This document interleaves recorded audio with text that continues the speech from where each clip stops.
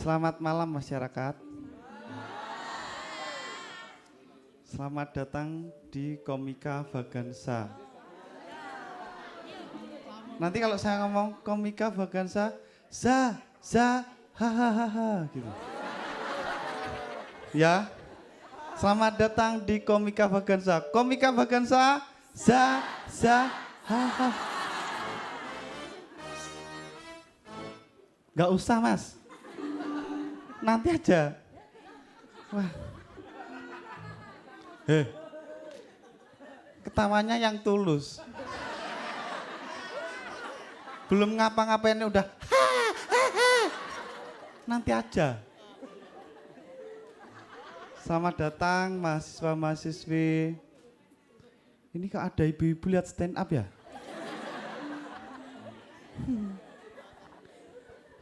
Perkenalkan nama saya Dudit Mulyanto. Sudah ada yang kenal saya? Kamu nggak punya TV ya? Keren ya studio MNC. Lampunya bagus. Wih, party men. Mas sudah mas. Lampunya bagus. Ini kalau di desa saya ini udah dirubung laron ini.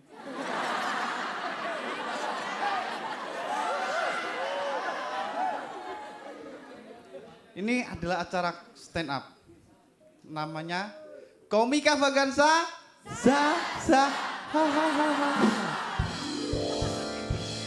Kita panggil komik yang pertama, Muhatli Aco. Ayo bang.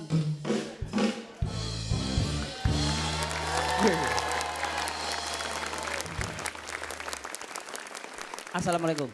Waalaikumsalam.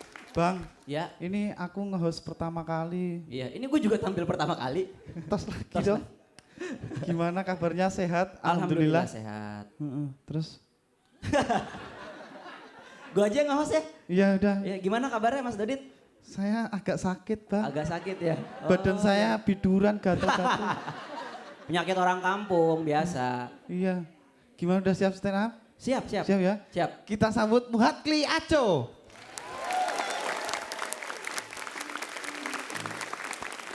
Ya, selamat malam semuanya.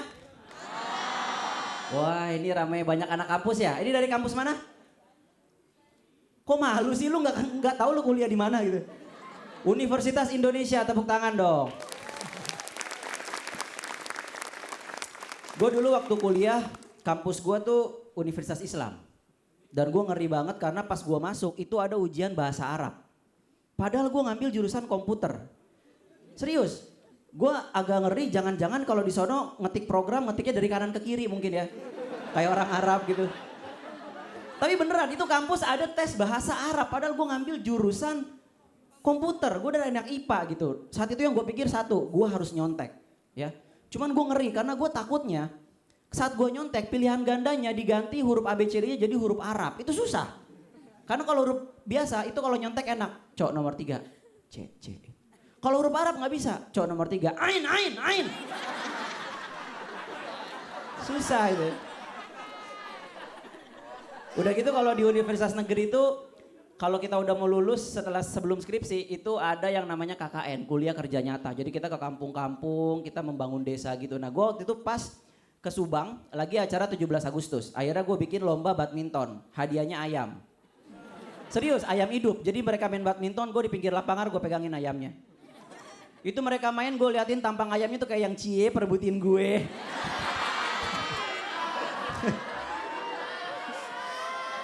Aduh. Tapi sebetulnya jadi stand up comedian tuh bukan pilihan pertama gue ya. Gue kalau seandainya gue boleh milih, gue tuh pengen jadi anak band. Anak band tuh keren, masuk tuh nggak perlu pakai jas kayak gini ke atas panggung. Celana robek-robek aja orang udah pada teriak gitu ya, anak band gitu ya, keren gitu. Cuman setelah gue pikir-pikir gitu, susah juga. Akhirnya gue latihan dan saat SMA itu gue pas pensi, gue naik, gue megang gitar. Begitu gue naik, baru nada pertama, jreng itu semua cewek teriak. Oh teriakannya sama, kagak enak. Tapi menurut gue gak enak ya jadi pemain anak band. Karena menurut gue profesi anak band itu profesi yang paling gak bertanggung jawab. Lu buktiin saat lu nonton konser rock, anak band tuh selalu bilang semua tangannya di atas. Gue udah ke tangan gue ke atas, lagunya kelar dia lupa nurunin lagi. Gue sampai nanya sama orang sebelah, ini gimana nih? Ya nggak tahu, gue juga belum turun dari kemarin ini. Gitu. Tapi nggak ada yang ngalahin penyanyi dangdut. Gue nggak bisa jadi penyanyi dangdut karena kalau lu mau jadi penyanyi dangdut, lu harus kepo. Karena penyanyi dangdut setiap kali naik panggung dia langsung teriak gitu, masih bisa digoyang. Ya urusan gue dong bisa digoyang atau enggak. Lu ngapain tahu gue bisa digoyang atau enggak gitu kan? Dan menurut gue penyanyi dangdut itu pengetahuan geografinya jelek. Misalnya dia tampil di Majalengka, itu pasti dia langsung teriak gitu, Majalengka digoyang. Udah jelas-jelas Majalengka di Jawa Barat.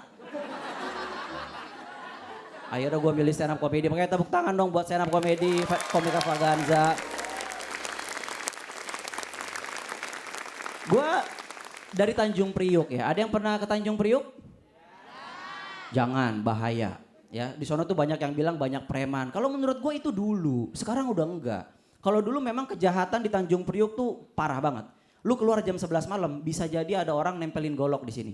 Alhamdulillah sekarang mah kejahatan udah menurun, nempelinnya di sini nih. Menurun kejahatannya bagus itu. Jadi katanya penyebabnya gara-gara jalanannya gelap. Jadi banyak yang kejahatan. Akhirnya sekarang dipasangin lampu jalan, dipasangin CCTV. Alhamdulillah udah gak pernah lagi kelihatan ada kejahatan. Tapi CCTV-nya hilang. Sebetulnya sih Tanjung Priuk tuh gak serem-serem amat lah ya. Mungkin orang kalau yang gak tahu, wah Tanjung Priuk kan serem. Enggak, di sana manusia biasa juga gitu. Gak ada Pak RT-nya pakai tato jangkar kapal, enggak ada gitu. Biasa aja gitu. Cuman memang di sana tuh kayak misalnya macet, wah macetnya tuh parah banget memang. Kita tuh kalau di Jakarta paling macet tuh termasuk Tanjung Priok kalau menurut gua. Di jalan kita bisa 2 jam sampai 3 jam gitu. Kadang-kadang gua tuh kalau di jalan menghibur diri aja gua sambil bawa mobil nyetel lagu Katy Perry. Sejam pertama Katy Perry masih nyanyi, masih macet. Ke jam kedua Katy Perry masih nyanyi. Sampai ke jam ketiga Katy Perry berhenti nyanyi bilang, "Bang, Katy aus." Paling ya serem-seremnya begitu doang gitu. Nggak ada serem-serem mistis kalau di sana tuh nggak ada. Karena kita tuh nggak punya pohon. Adanya kontainer. Jadi kuntilanak tuh bingung mau hangout di mana dia bingung. Iya malam Jumat dia udah catokan. Aduh nongkrong di mana ya gitu. Nggak ada pohon. Ada kontainer nangkring di atas kontainer. Kelihatan Satpol PP disuruh turun gitu. Ngapain lu di atas? Kuntilanak bang. Alah nyolong besi tua kan turun dia. Lu mau setan apa lagi di Tanjung Priok coba? Suster ngesot nggak bisa, jalanan kita bolong-bolong. Sekali ngesot korengan di sini nih. Nggak bisa.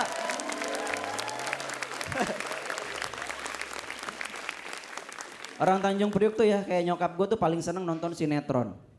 Sinetron favoritnya tuh yang tukang bubur naik haji.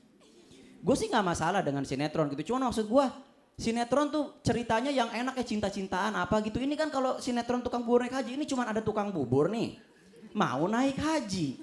Ya udah gitu ya. Nggak usah dibikinin sinetron, dibikin pengajian aja cukup gitu. Gue takutnya tukang-tukang yang lain iri. Tukang batagor, oh tukang bubur doang. Batagor enggak. Akhirnya dibikinin tukang batagor naik haji. Tukang cireng cemburu, oh. Batagor doang, cireng kagak gitu. Akhirnya dibikin lagi tukang cireng naik haji.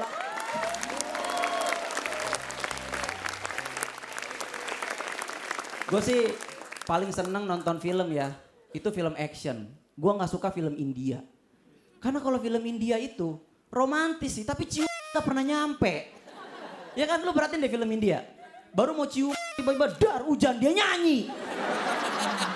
Maksud gua apa nggak bisa dicium aja dulu abis itu terserah lu mau nyanyi juga. Coba lah film India. Putus cinta joget. Dipecat dari pekerjaan joget. Ditinggal sama orang tuanya joget gitu. Kayaknya semua masalah tuh bisa diselesaikan dengan joget gitu. Dan yang gue bingung dari film India nih ya.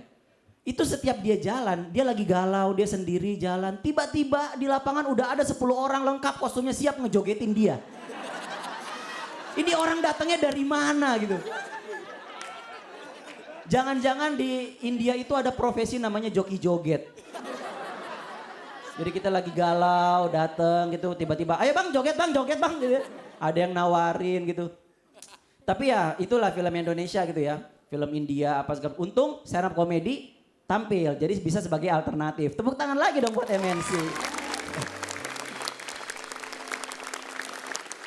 Di sini banyak cewek-cewek gue lihat cantik-cantik ya gitu. Gue pernah berantem sama cewek gue gara-gara dandan. Gue nggak ngerti kenapa dandanan cewek tuh macem-macem banget perawatannya gitu ya.